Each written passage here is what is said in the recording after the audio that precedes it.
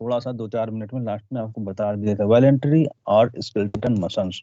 ठीक है, तो आप जैसे जानते हैं कि वॉलेंटरी जो आगे कार्य करने वाले व्यक्ति होते हैं, या हम दूसरी बात में कहें स्केलेटन मसल, यानी कि जो भी आपके हड्डियों के साथ जुड़ी हुई मसल होती हैं उनको हम स्केलेटन मसल्स कहते हैं। तो these muscles are also called twisted muscles or voluntary muscles.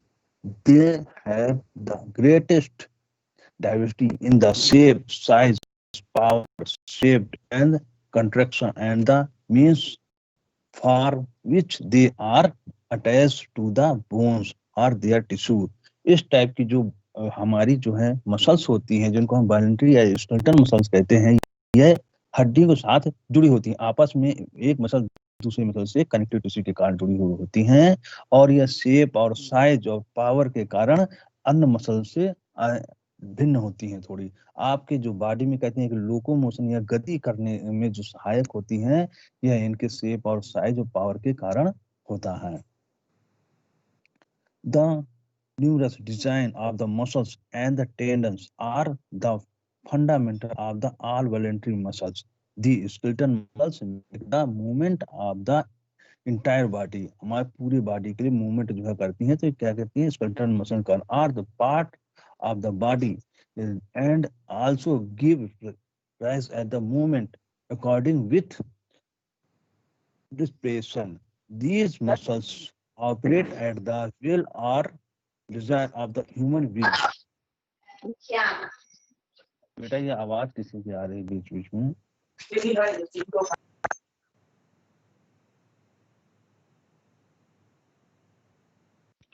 तो कहते हैं ह्यूमन बीइंग में जो कहते हैं कि एक जीवित व्यक्तियों के लिए जो आवश्यक होती हैं गतिविधियां हमारे जीवन को चलाने के लिए, वो इस वॉलंटरी मसल्स के कारण हमारे लिए लाइफ में बड़ी सहायक होती हैं।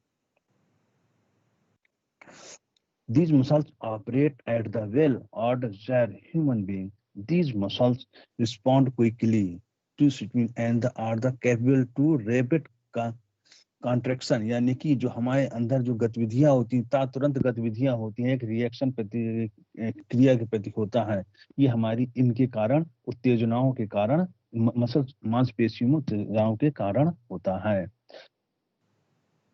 They get fatigued easily because of their rapid movement. जो हम जब थकान महसूस करते हैं कि क्विक एक्शन के कारण होता है, कि जैसे हम देखा है कि हम जब दौड़ते हैं तो दौड़ने के बाद हमारी थकान आती है, जिस थकान हमें मांसपेशियों में इसमें देखने को मिलती है तुरंत गति के कारण।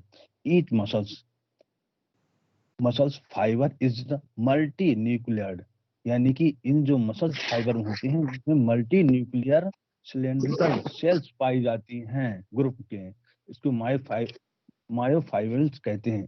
All the muscles of the body will are included in the skeleton muscles. Skeleton muscles is the further divide into the two main types, slow twist and the fast twist.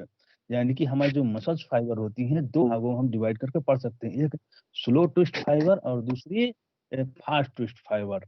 तो ट्विस्ट फाइबर यानी कि muscles के अंदर जो रेसे पाए जाते हैं, जब आप एक डिसेक्शन करेंगे, आप या हायर स्टडी में जाएंगे या कराया जाएगा आपको में, ये अभी तो नहीं मिलते हैं लेकिन हम लोग के समय में मेढक वगैरह मिलते थे, तो उनका डिसेक्शन करते थे मसल्स में, तो फाइबर निकलते थे रेसे एक तरह के, तो वो उनका कलर किस कारण से, कलर के कारण हम उनको डिवाइड कर लेते, रेड और व्हाइट, किसमें फास्ट और ट्विस्ट, इसी बारे में थोड़ा डिस्कशन है। तो स्लो ट्विस्ट फाइबर जो रेसिक समान जो संरचनाएं पाई जाती है मसल्स के अंदर, स्लो ट्विस्ट टाइप 1 इनको हम कहते हैं, are the red muscles is the design with the capillaries. उनमें जो रेडनेस पाया जाता है मसल्स में, एक व्हाइट पाई जाती है रेड, तो रेड में जो व्हाइट रेडनेस पाई जाती है कैपिलरीज के कारण, the rich माइक्रोकॉन्ड्रिया and the myoglobin, उसमें अत्यधिक माइक्रोकॉन्ड्रिया पाई जाती हैं, यानी कि माइक्रोकॉन्ड्रिया पावर हाउस हम कहते हैं, किसी मसल्स सेल्स में काम करने के लिए जो ऊर्जा जनरेट करता है वो हमारी क्या करती है, माइक्रोकॉन्ड्रिया के कारण होती है।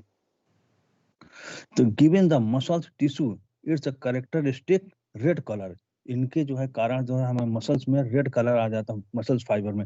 It can carry more oxygen, ये अत्यधिक मात्रा में ऑक्सीजन ग्रहण करती हैं, कैरी करती हैं, and the sustain aerobic activity using fast and the carbohydrate, ये जो है कहते हैं एरोबिक एक्टिविटी में जो है हमारी यूज होती है, यूजिंग फास्ट कार्बोहाइड्रेट, ये जो है बहुत अत्यधिक मात्रा में कार्बोहाइड्रेट का एकत्रीकरण भी रहता है। These fibres muscles contract the long period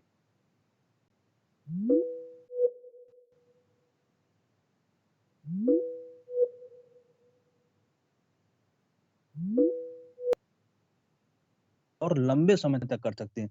कहने का मतलब कि जो मैराथन दौड़ में दौड़ते हैं प्रतिभागी, या कहते हैं कि जो लॉन्ग रेंज रेस वाले होते हैं, अत्यधिक देर तक दौड़ने वाले, अत्यधिक देर सर तक आपकी कार्य करने आवाज नहीं आ वाले। रही।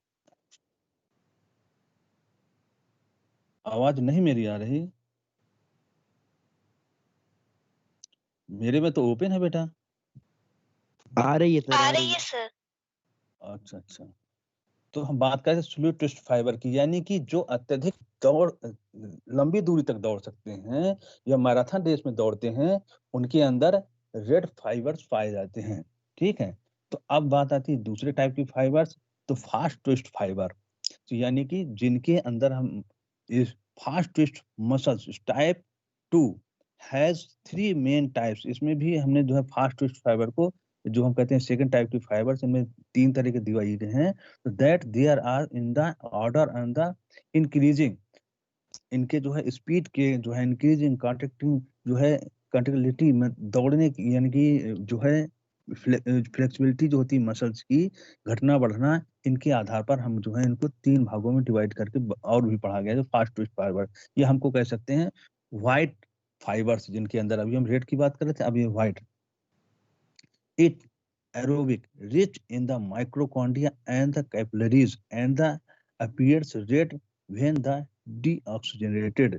इनके क्या होता है कि माइक्रोकांडिया होती हैं रिच मात्रा में, अत्यधिक मात्रा में, लेकिन क्या होती है capillaries and appears the red, इनके जो ऑक्सीजन की जो क्षमताएं होती हैं, कहते हैं कम जो है कम ग्रहण करने की होती है थोड़ा सा।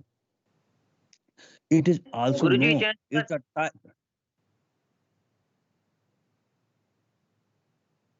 बेटा खुश रहो, लेकिन बीच में फ्लो तोड़ देते थे यार तुम लोग, इसलिए शुरुआत में जितना करना हुआ कर लिया करो, बाद में कर लेना, ठीक है।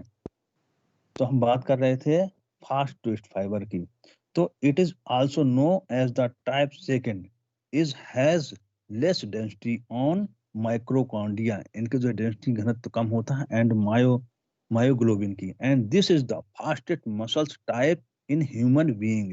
ये इस तरह की जो मसल्स पाई जाती हैं, जो फास्ट तेज गति करने वाले व्यक्ति होते हैं, उनके अंदर पाई जाती हैं। It can contact more quickly with the greater amount of the force, ये बहुत तुरंत अत्यधिक मात्रा में फोर्स जनरेट कर देती हैं। Then slow twist muscles oxidate oxidative muscles, हम कहते हैं जिसको स्लो ट्विस्ट में उसमें ऑक्सीजन की मात्रा अधिक ग्रहण करने की होती है, इनमें थोड़ा सा कम होती है उनकी मात्रा में, लेकिन तुरंत जनरेट हो जाती है। It can sustain only short burst और the activity before the muscle contraction become painful. इसमें कहते हैं कि बहुत तेजी से आपकी जो कार्यक्षमता क्षमताएं बढ़ती हैं, लेकिन उतनी तेजी से आपके अंदर थकान भी आती है। इस टाइप की जो कहते हैं slow twist fast twist fibre में।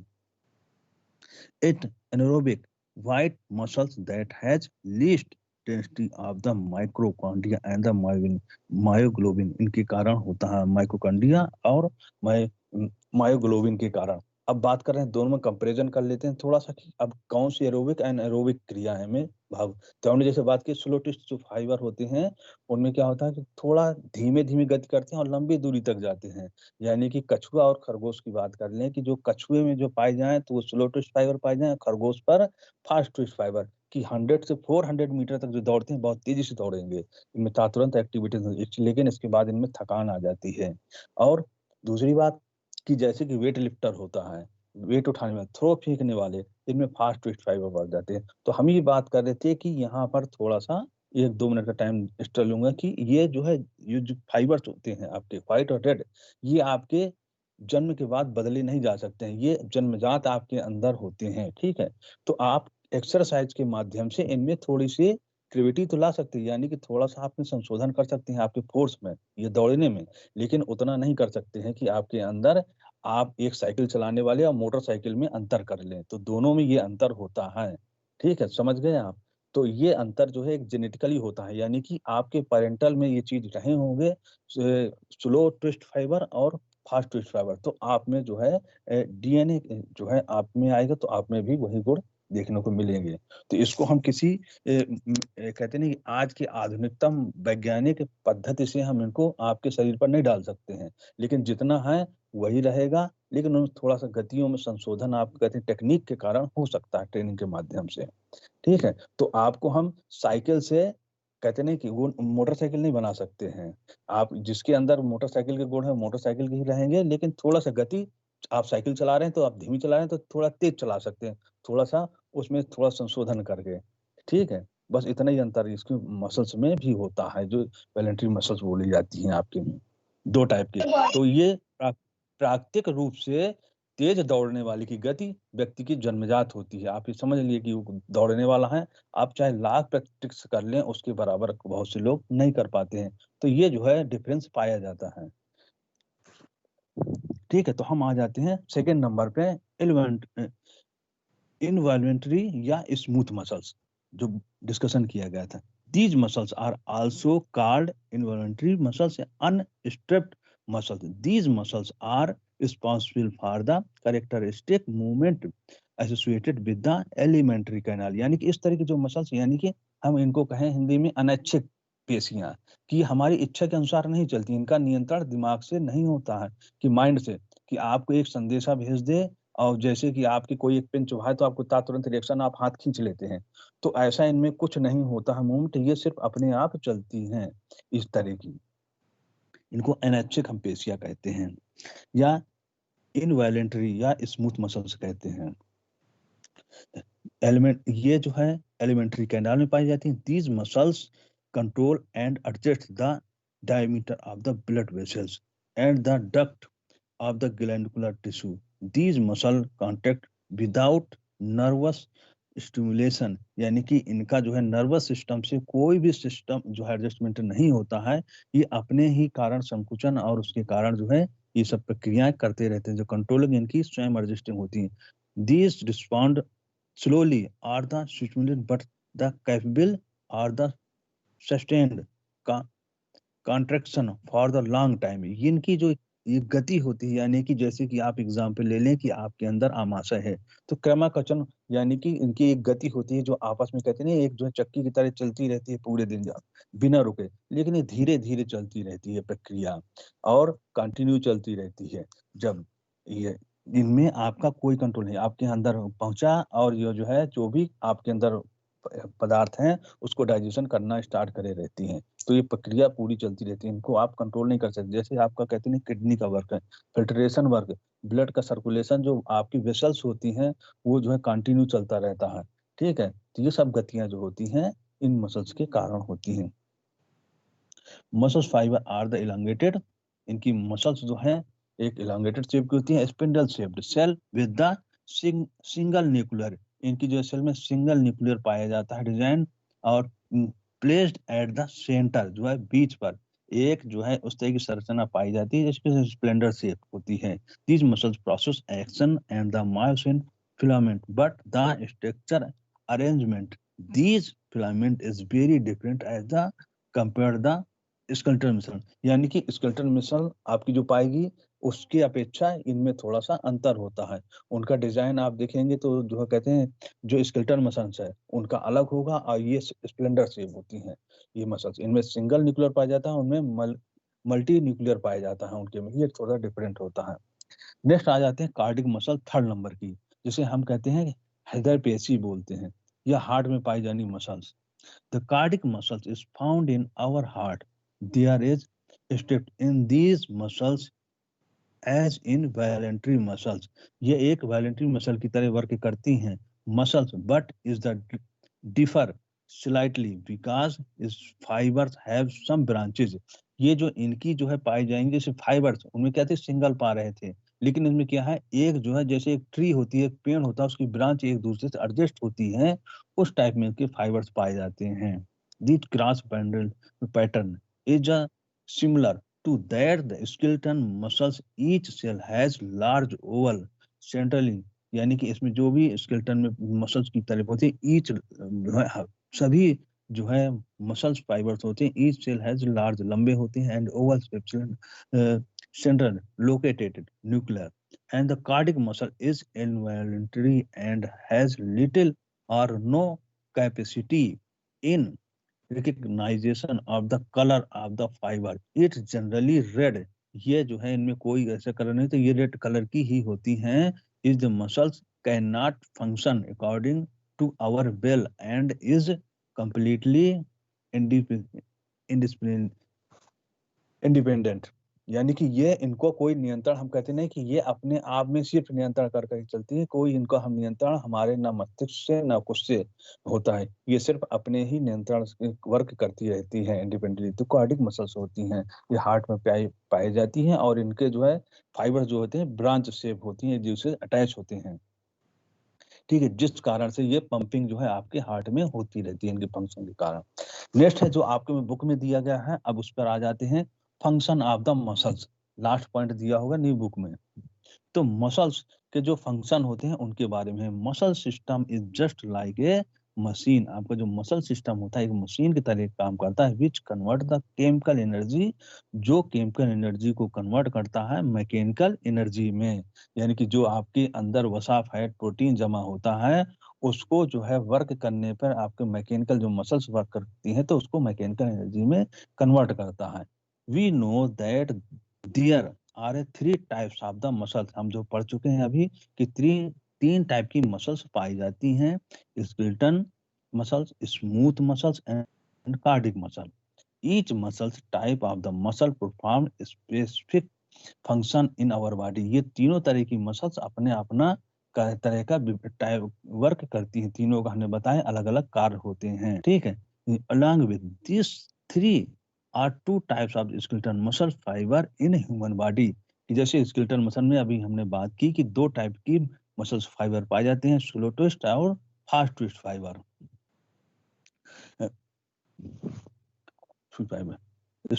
these fiber also have different function, इन दोनों के डिफरेंट अलग अलग तरह के वर्क होते हैं। these various type of muscles and fibers perform the following function, जो उनके कार्य हैं उनके आधार पर नीचे जो है 7-8 पॉइंट दिए गए हैं वो इस तरह से।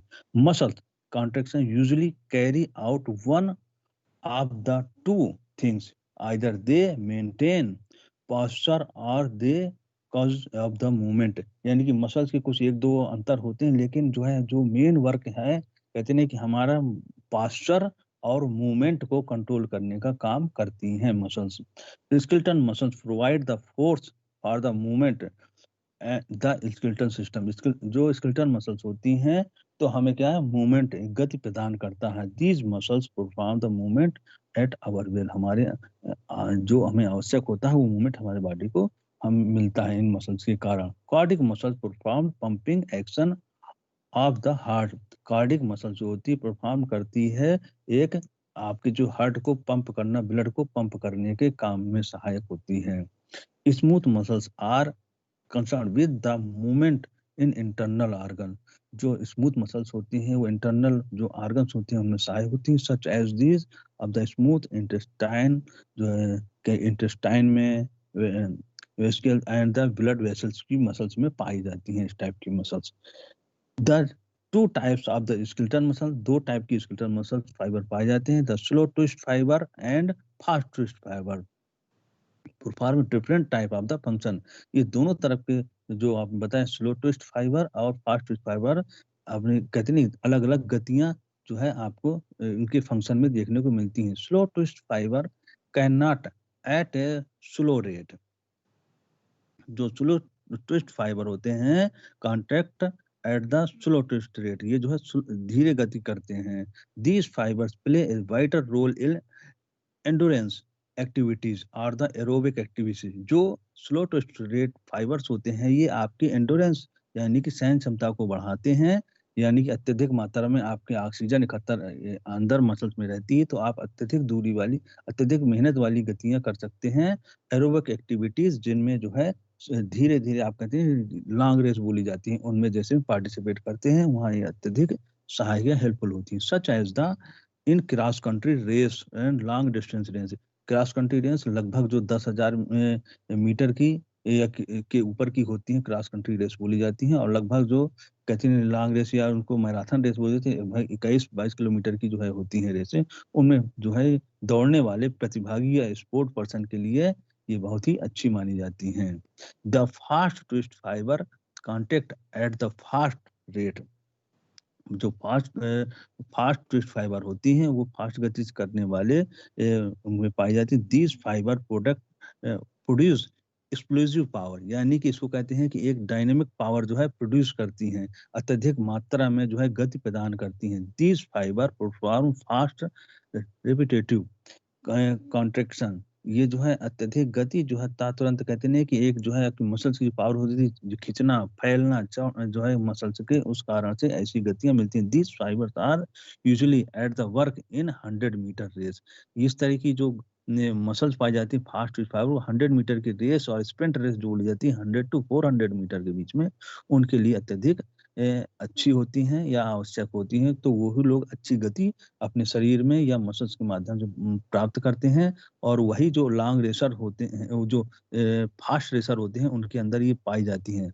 और डेवलपमेंट जो है अच्छा रेस में जो है अच्छी प्रतिभागियों भाग ले सकते हैं वो खिलाड़ी, क्योंकि जब इनका एक मेडिकल चेकअप होता है, तो जब ये आगे जो है ये लोग एथलीट लोग तैयारी करते हैं, तो उनको ये चीज बता दी जाती है कि आपकी टेस्टिंग के माध्यम से कि आपके अंदर कैसी गुणवत्ता वाली मसल्स हैं, फाइबर हैं, तो आप किस पे जो है पार्टिसिपेट करें। आपकी दौड़ने इच्छा से कुछ नहीं होता, मान लीजिए आपके अंदर उतनी क्षमता नहीं है, तो आप वो वर्क नहीं कर सकते हैं। तो आगे जाकर जब एथलीट की प्रैक्टिस तो करते लेते हैं, लेकिन जब नेशनल लेवल की तरफ बढ़ने लगते हैं, तब उनको ये चीज बता दी जाती है कि आपके अंदर कार्य करने की क्षमताएं क्या है।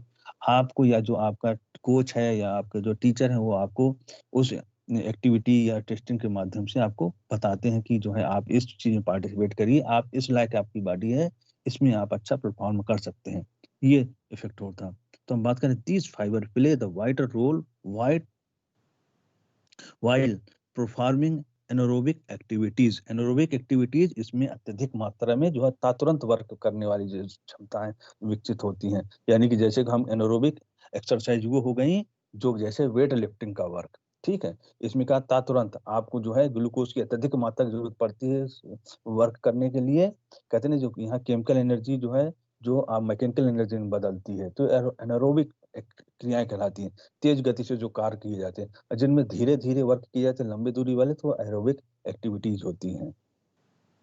Muscles also provide the shape to the human body. Muscles जो है एक शेप यानी कि आकार आपकी बॉडी को प्रदान करती हैं। Same muscles help in increasing the range of movement. Some muscles, कुछ मसल्स हेल्प करती हैं आपकी इंक्रीजिंग, आपकी जो है बढ़ाने में गति को, शरीर की गति को बढ़ाने में, मूवमेंट में। Big muscles provide the protection to the bones. जो लंबी अस्थि मसल्स होती हैं, वो आपकी हड्डियों को प्रोटेक्शन प्रदान करती हैं। ठीक है, तो ये मसल्स के कुछ फंक्शन थे। ठीक है, ये आपका मसल्स जो है लगभग खत्म हो गया। किसी को कुछ पूछना हो तो यू कैन आस्क, नहीं तो फिर आगे पोर्शन की तरफ हम बढ़ जाएं। अभिषेक सर।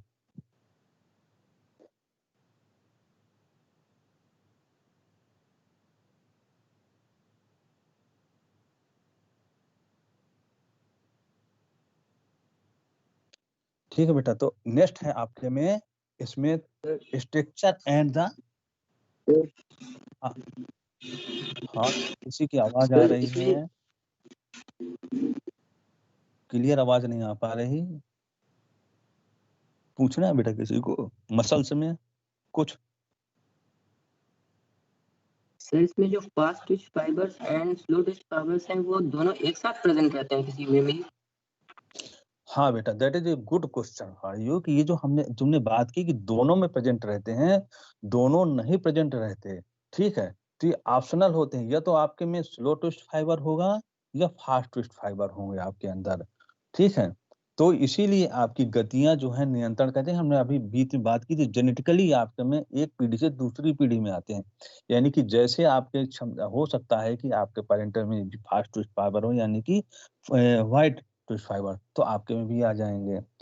या जेनेटिकली चेंज हो जाए, मान लीजिए आपके मदर के रेड फाइबर हैं आपके और फादर के जो है व्हाइट हैं, तो कहते हैं कि डीएनए जिसका ज्यादा मजबूत या कुछ ऐसी जो है हो गई एक्टिविटी जिसके कारण से आप में जो है वो गुण जो है आ गए, तो वो आप में जो है प्रभावी होंगे। तो मेंडल्स लॉ में आप जो पढ़ेंगे साइंस में कि वो जो है किसी कारण जो अलग प्रक्रिया है कि जो है इफेक्ट जो है बॉडी पे, कहते हैं कि आपके नाना नानी दादा दादी के जो है जेनेटिकली जो है इफेक्ट आपके में पड़ते हैं, तो क्रोमोसोम नंबर के कारण जो है आप में जो है आते हैं। ठीक है, तो फाइबर्स वगैरह जो होते हैं तो जेनेटिकली आ जाते हैं आपके में। अब फिर तो ये ऑप्शनल, यानी कि या तो व्हाइट होगा या तो रेड होगा, दोनों नहीं होंगे, दो में से एक ही होगा।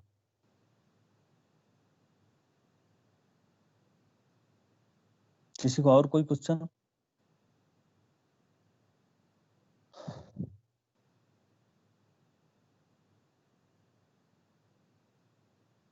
नहीं है बेटा, तो आगे बढ़ जाए। तो मसल से आगे अब आपका है structure and the function of the respiratory system mechanism of respiration, यानी कि श्वसन तंत्र पे आपका जो कहते हैं कि जो फंक्शन होते हैं जो बॉडी में वे, तो कई जो सिस्टम जो है तो उसमें एक रेस्पिरेटरी सिस्टम भी है। तो रेस्पिरेटरी सिस्टम से क्या इफेक्ट पड़ता है आपके बॉडी में ड्यूरिंग द एक्सरसाइज होगा, हो सकता है, अभी मैंने देखा नहीं, या फिर ऐसा कुछ है। ठीक है, तो ये क्यों आवश्यक है और कि कौन कौन सी क्रियाविधि हैं, कौन कौन से अंग पार्टिसिपेट करते हैं इस रेस्पिरेटरी सिस्टम में, इस दौरान श्वसन तंत्र में आपके सांस लेने में, उनके बारे में बताया गया है। तो आप जाहिर सी बात है कि सब जो पोर्शन है लगभग लगभग आप लोग पिछली क्लासों में पढ़ चुके होंगे। ठीक है, तो ज्यादा डीपली हम इसको नहीं बताएंगे, जितना बुक पर है। न्यू बुक तो मेरे पास नहीं है, पुरानी बुक है, हो सकता है कि कुछ अंतर हो, लेकिन मुझे नहीं लगता कि ज्यादा अंतर इसमें दिया गया होगा। तो हम स्टार्ट करते हैं रेस्पिरेटरी सिस्टम में, श्वसन तंत्र जो बोला जाता है।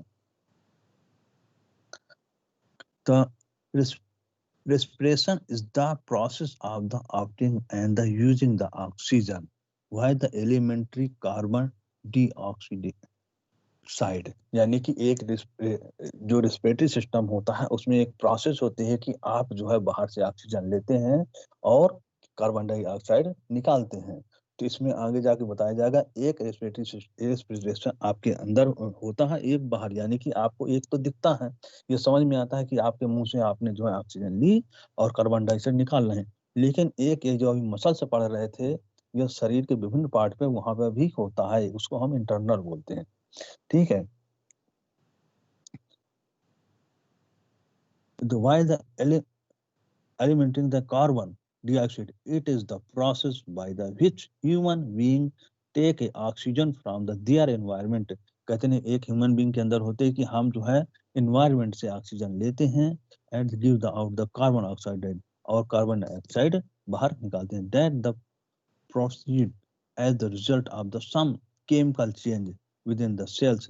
ये जो है जो अब ऑक्सीजन लेते हैं तो इनको कुछ केमिकल चेंज जो है होते हैं हमारे, जैसे हमने बताया कि हमारे मसल्स पर होते हैं, जिस कारण से फिर ऑक्सीजन जो है कार्बन परिवर्तित होकर जो है एक जो है ईंधन जो के रूप में जो अंदर हम ले लेते हैं।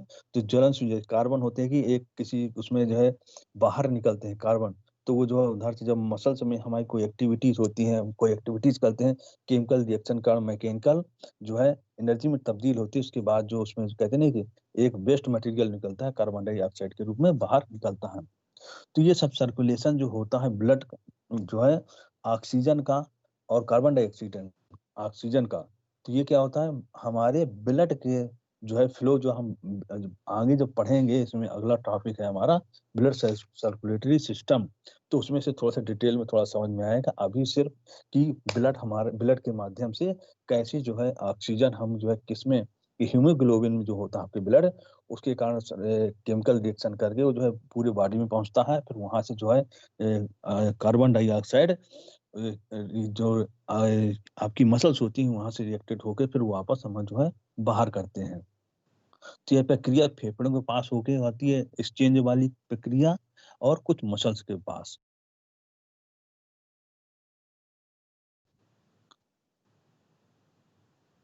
The requirement of the oxygen is the responsible for the human body is if the intake of the oxygen completely suspended for the more than 4 minute, अगर ऑक्सीजन आपकी कुछ देर के लिए रोक दी जाए यानी कि लगभग 4 मिनट के लिए, तो क्या होगा, एक प्राणी अपने जान दे देगा, मतलब मृत्यु अवस्था में हो जाएगा।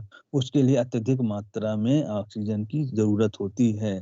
कि जैसे बताए, कोई भी आपके बॉडी में जो भी हरकत होती है यानी कि जो भी एक्टिविटी होती है केमिकल रिएक्शन के लिए अति आवश्यक ऑक्सीजन है।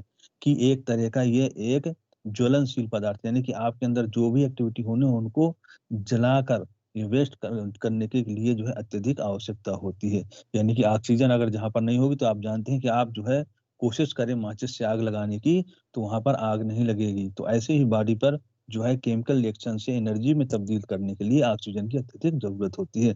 आप कभी प्रैक्टिकल करके देखिएगा कि जो है एक जो है लैब में आपके केमिस्ट्री या घर पर कर लीजिए, कोई जरूरत नहीं है कि एक आप गिलास लीजिएगा और एक जो है उस पर एक प्लेट पर मोमबत्ती लगाकर रख दीजिएगा, और उसको जो है जो पारदर्शी हो, जो दिखता हो कांच का, और उस मोमबत्ती पे आग लगाकर उसके ऊपर गिलास रखिएगा। तो जब तक ऑक्सीजन होगी तब तक तो जलेगा, जैसे कार्बन डाइऑक्साइड की मात्रा ज्यादा हो जाएगी तुरंत बुझ जाता है। ठीक है, एक प्रैक्टिकल के तौर पर आप इसी तरह आपके अंदर भी इसी चीज का प्रैक्टिकल होता है कि जब तक ऑक्सीजन है तब तक तो आपके अंदर केमिकल रिएक्शन होते रहेंगे। जैसे ऑक्सीजन की कमी हो जाएगी तुरंत क्या होगी, सभी जो है एक्टिविटी आपकी बंद हो जाएंगी, कोई भी फंक्शन आपके करना काम बंद कर देंगे। जो बॉडी के अंदर डिफरेंट टाइप्स आपके जो सिस्टम वर्क कर रहे हैं आपके अंदर, वो सडनली ब्रेक डाउन हो जाएगा। पावर कट होता है, पावर कट के कारण बिजली चली गई, सभी जो आपके घर के आइटम बिजली के सभी बंद हो जाएंगे।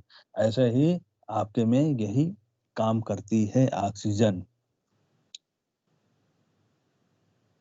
The person usually dies, so our body need a continuous supply of the oxygen। इसलिए हमारी बॉडी जो है कंटिन्यूअस ऑक्सीजन की सप्लाई चाहती है।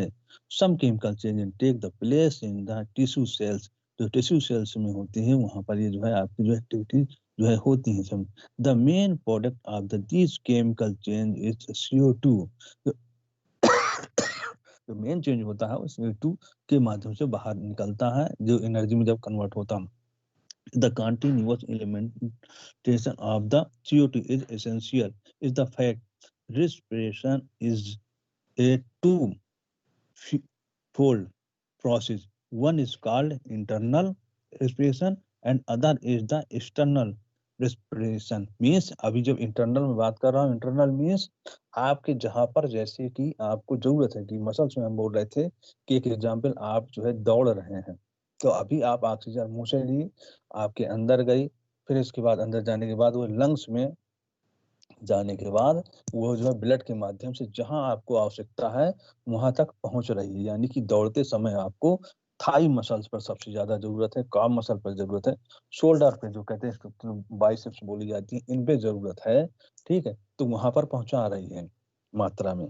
तो जब पहुंचा रही तो वहां पर भी एक क्रिया हो रही है आपकी, जनित जो आपने फैट या प्रोटीन इकट्ठा कर रखा है मसल्स पे, तो जब ईंधन के तौर पे यानी कि आप जैसे कि गाड़ी को चलाने के लिए आपको पेट्रोल की जरूरत होती है, वैसे ही जो आपका ईंधन है जो जमा है प्रोटीन फैट कार्बोहाइड्रेट जो है वहां पर फैट के रूप में, तो उसको जब जलेगा तभी आपकी उस मसल्स को कार्य करने की क्षमताएं प्रदान होगी।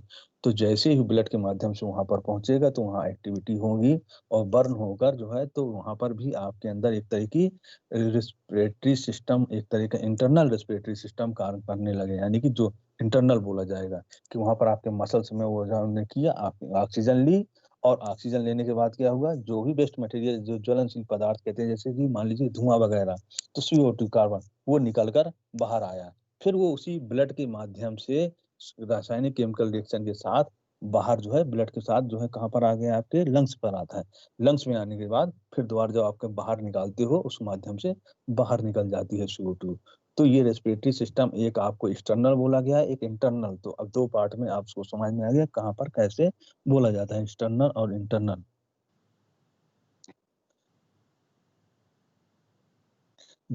The other is external respiration is the inhalation of the oxygen following the some chemical change in which waste products are formed.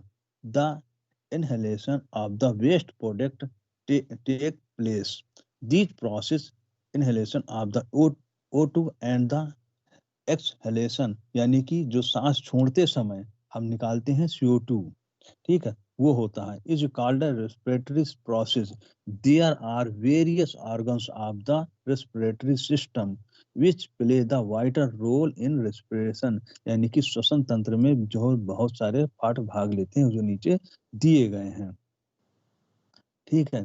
तो रेस्पिरेटरी सिस्टम का सिस्टम आपको समझ में आ गया। एक तो हो गया आपका मुंह से जब निकालते हो और लेते हो, एक्सटर्नल हो गया और इंटरनल, इसको दो भाग में, ठीक है। तो सामूहिक मिलाकर हमको रेस्पिरेटरी सिस्टम कहते हैं।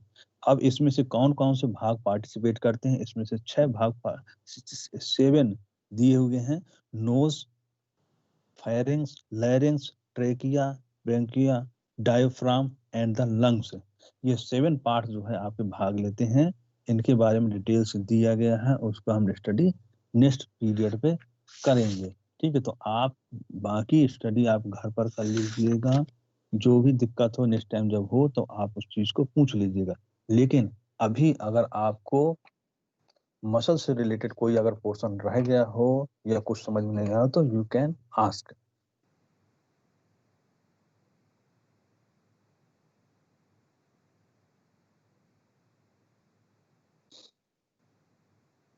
मेरा टाइम लगभग ओवर होने वाला है, 10 बजने वाला है, इसलिए मैं पूछ रहा हूँ, इसको मैं आगे नहीं खींच रहा हूँ रेस्पिरेटरी सिस्टम को।